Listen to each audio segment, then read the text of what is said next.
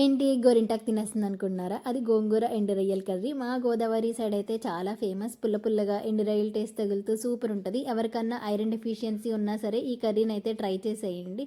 ఇంకా రెసిపీలోకి వచ్చేసి ఒక చిన్న కడాయిలో గోంగూర, పచ్చిమిర్చి, ఉల్లిపాయ కొన్ని వాటర్ వేసుకుని బాగా మరిగించాలి. గోంగూరలో వాటర్ అన్నీ పోయే వరకు మరిగించి తర్వాత మిక్సీ అయితే పట్టుకోవాలి. ఉల్లిపాయలు మాత్రం పక్కకు తీసుకోవాలి. ఆ ఉడికించిన ఉల్లిపాయలు చిన్న చిన్న ముక్కలుగా కోసుకుని అదే పేస్ట్లో వేసి ఉడికించాలన్నమాట. నెక్స్ట్ పులుపు యాడ్ చేసుకోవాలి. ఎర్ర గోంగూరకి అయితే తక్కువ పడుతుంది, తెల్ల గోంగూరకి అయితే ఎక్కువ పడుతుంది. సో దాన్ని బట్టి చింతపండుని అయితే పిండుకోవాలి. ఇది ఇలా ఉడుకుతూ ఉండగా మనం అందులోనే సాల్ట్, పసుపు, కారం వేసుకుని బాగా మిక్స్ చేసుకోవాలి.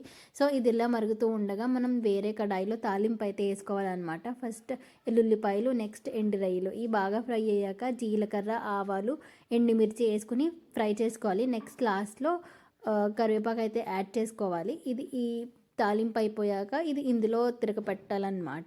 అంతే, కర్రీ అయితే రెడీ అయిపోయింది. మీరు కూడా ట్రై చేసి ఎలా ఉందో చెప్పండి. Bye bye.